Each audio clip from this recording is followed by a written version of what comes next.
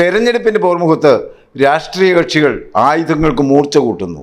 അണിയറയിൽ കണക്കുകൂട്ടലുകൾ തകൃതിയായി നടക്കുന്നു. സർവം മറന്നുള്ള ഈ പോരാട്ടത്തിൽ ശൈലജ ടീച്ചർ ബലിയാടാകുമോ? നമസ്കാരം. വില്ലേജ് ന്യൂസ് വെബ് ടി വിയിലേക്ക് ഏവർക്കും സ്വാഗതം. തെരഞ്ഞെടുപ്പ് പ്രഖ്യാപിച്ചില്ല. അതിനിനിയും ആഴ്ചകൾ ബാക്കിയുണ്ട്.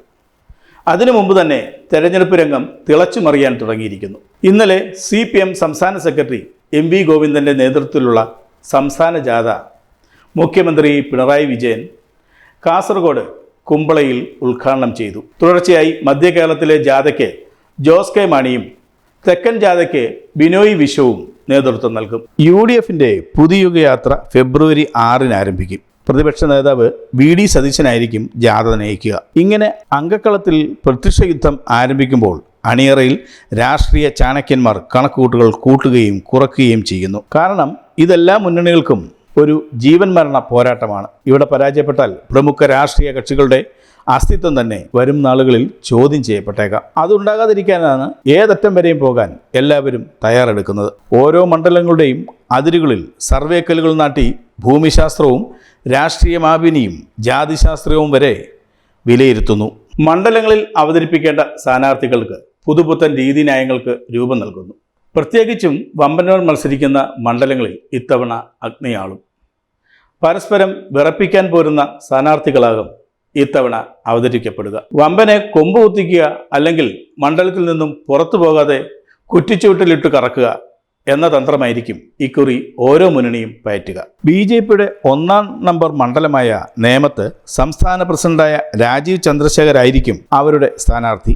സിറ്റിംഗ് MLAയും മന്ത്രിയുമായ ശിവൻകുട്ടിയായിരിക്കും LDF സ്ഥാനാർത്ഥിയെന്ന് ഉറപ്പിച്ചു കഴിഞ്ഞു. മുൻകാലങ്ങളിലെ കണക്കുകൾ വെച്ച് നോക്കുമ്പോൾ ഈ മണ്ഡലത്തിൽ CPMോ BJPയോ വിജയിക്കാനാണ് സാധ്യത. UDF സ്ഥാനാർത്ഥി ആരെന്നതിനെ ആശ്രയിച്ചായിരിക്കും ഈ വിജയപരാജയങ്ങൾ.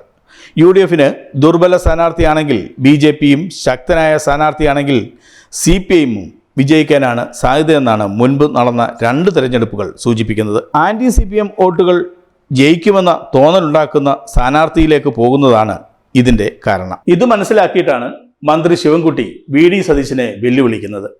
സതീശൻ ഇവിടെ സ്ഥാനാർത്ഥിയാകില്ലെന്ന് ശിവൻകുട്ടിക്കറിയാം.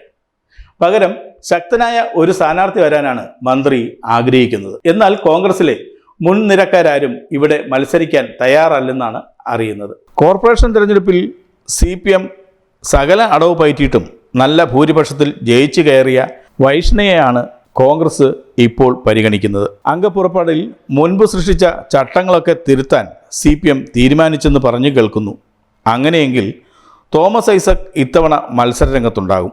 സംസ്ഥാന കോൺഗ്രസിലെ വനിതാ നേതാക്കളിൽ 1-ാം സ്ഥാനക്കാരിയായ ഷാനിമോൾ ഉസ്മാനെതിരെ അരൂരിൽ തോമസ് ഐസക്കിനെ ഇറക്കാനാണ് CPM ഇപ്പോൾ തീരുമാനിച്ചിരിക്കുന്നത്. CP ജോണിന് തിരുവമ്പാടി നൽകാൻ മുസ്ലിം ലീഗ് സർവാത്മന തയ്യാറാണ്. എന്നാൽ തനിക്കേറെ ബന്ധങ്ങളുള്ള തിരുവനന്തപുരം സെൻട്രലാണ് ജോൺ ആഗ്രഹിക്കുന്നത്. ജോണാണ് തിരുവനന്തപുരം സെൻട്രലിൽ മത്സരിക്കുന്നതെങ്കിൽ തോമസ് ഐസക്കിനെ ഇവിടെ ഇറക്കാൻ CPM പ്ലാൻ ഇടുന്നുണ്ട്. അങ്ങനെ വന്നാൽ 2 സാമ്പത്തിക വിദഗ്ധർ തമ്മിലായിരിക്കും ഇവിടെ ഏറ്റുമുട്ടലുണ്ടാകുക. മുഖ്യമന്ത്രി മത്സരിക്കുമെന്ന് കരുതുന്ന ധർമ്മടത്ത് അദ്ദേഹത്തെ പരാജയപ്പെടുത്താമെന്ന അതിമോഹം UDFനോ BJPക്കോ ഇല്ല. എന്നാൽ അദ്ദേഹം എവിടെ മത്സരിക്കുന്നു അവിടെ നിർത്തി വിറപ്പിക്കാനുള്ള പ്ലാനാണ് മറ്റ് 2 മുന്നണികളും ആലോചിക്കുന്നത്. ഇതിനായി BJP തങ്ങളുടെ തുറുപ്പ് ചീട്ടിനെ തീരുമാനിച്ചു കഴിഞ്ഞതായിട്ടാണ് അറിയുന്നത്. ഹിന്ദു ഐക്യവേദി സംസ്ഥാന നേതാവ് വത്സലൻ തില്ലങ്കേരിയാണ് അവരുടെ തുറുപ്പ് ചീട്ട്. കോൺഗ്രസും അതിശക്തരായ സ്ഥാനാർത്ഥിയെ പറ്റിയാണ് ആലോചിക്കുന്നത്.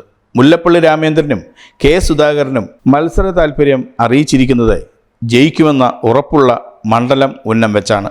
എന്നാൽ മുഖ്യമന്ത്രിയെ വിറപ്പിക്കാൻ ഇവരെ ആരെങ്കിലും രംഗത്തിറക്കണമെന്നാണ് കേന്ദ്ര നേതൃത്വത്തിന്റെ ആഗ്രഹം. എന്നാൽ ഇരുവരും അതിന് സമ്മതം അറിയിച്ചിട്ടില്ലെന്നാണ് പുറത്തു വരുന്ന വിവരം. കേരളത്തിൽ ഏറ്റവും വലിയ ഭൂരിപക്ഷത്തിൽ ജയിച്ച നേതാവ് KK ശൈലജ MLA ആണ്. കൊമ്പന്മാരുടെ റെക്കോർഡുകളെല്ലാം തകർത്ത് ശൈലജ ടീച്ചറെ ഇത്രമേൽ ഉയരത്തിൽ എത്തിച്ചത് മട്ടന്നൂർ മണ്ഡലമാണ്.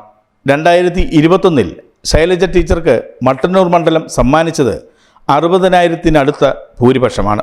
എന്നാൽ ഇത്തവണ ടീച്ചറെ ഈ മണ്ഡലത്തിൽ നിന്ന് മാറ്റുമെന്നാണ് അറിവ്. KPCC പ്രസിഡന്റ് സണ്ണി ജോസഫിനെ തളയ്ക്കാനാണ് ഇതെന്നാണ് പുറത്ത് പറഞ്ഞു കേൾക്കുന്നത്. കഴിഞ്ഞ 3 തവണകളായി കണ്ണൂർ ജില്ലയിലെ തന്നെ പേരാവൂരിൽ നിന്ന് നല്ല ഭൂരിപക്ഷത്തിൽ ജയിക്കുന്ന സണ്ണി ജോസഫിനെ പരാജയപ്പെടുത്താൻ ഇതിലും നല്ല സ്ഥാനാർത്ഥി ഇല്ലെന്നാണ് CPM കണ്ടെത്തൽ. ആത്മഹത്യാപരമായ തീരുമാനമായിരിക്കുമെന്നാണ് CPMലെ ഒരു വിഭാഗം പറയുന്നത്. ഇങ്ങനെ ഒരു വിഭാഗം പറയുമ്പോൾ ഒരു വിഭാഗം മറ്റു ചില ലക്ഷ്യങ്ങൾ ഇതിലൂടെ നേടാൻ ശ്രമിക്കുന്നുവെന്നാണ് എതിരാളികൾ ആരോപിക്കുന്നത്. പാർട്ടി ഈ നിർദ്ദേശം വെച്ചാൽ ടീച്ചറിന് അനുസരിക്കാതിരിക്കാനാകില്ല.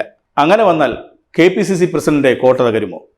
ശൈലജ ടീച്ചർ പാർട്ടി തിട്ടൂരത്തിൻ്റെ ബലിമൃഗമാകുമോ? ഉത്തരം കണ്ടെത്താൻ പാഴൂർ പടിപ്പുരയിൽ പോയിട്ട് കാര്യമില്ല. തെരഞ്ഞെടുപ്പ് കഴിഞ്ഞാലേ ആർക്കും ഇതിന് ഉത്തരം കിട്ടൂ.